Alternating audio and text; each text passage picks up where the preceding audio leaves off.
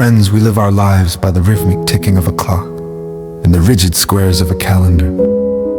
We create milestones for when we should graduate, when we should marry, when we should reach the peak of our careers, and when we should finally feel settled. When those dates pass and our hands are still empty, we label it with a heavy, discouraging word: delay. But as we stand here today, I want to challenge that narrative. I want us to look at the gaps in our expectations and ask ourselves, is it really delay? The burden of our own making. Most of our anxiety doesn't come from a lack of progress, but from a limited perspective. We build mental deadlines based on what we see others doing or what we imagined for ourselves years ago. We treat these self-imposed timelines as if they are universal laws. When we miss a deadline we created in our own minds, we spiral into the feeling of failure. We look at the past and see only the ghosts of what hasn't happened yet. We look at the future and see a mounting pressure to catch up. But I ask you, is it really delay? The reality of the appointed time. There is a profound difference between a human deadline and a divine appointment. We operate in Chronos, the sequential ticking time that wears us out. But there is a higher reality: the appointed time.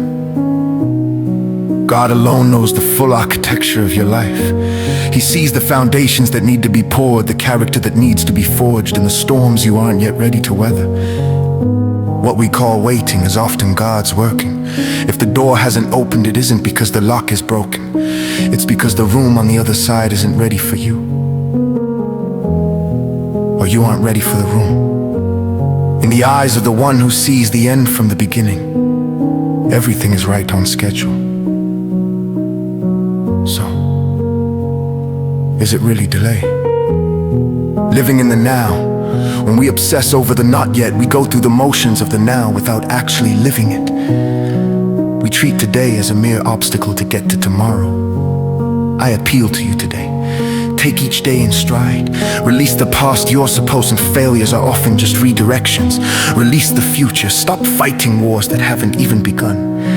Embrace the moment. There is grace available for this day, this hour, and this breath. If you are breathing, you are not behind. You are exactly where your journey requires you to be. When you stop measuring your life against the yardstick of others and start trusting the author of time, the weight lifts.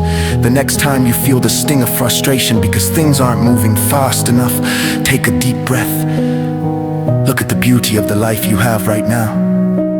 The lessons, the small joys, and the quiet growth. Ask yourself one more time, is it really delay? Or is it simply the beautiful unfolding preparation for an appointed time you cannot yet see? Trust the Father's timing. Live today.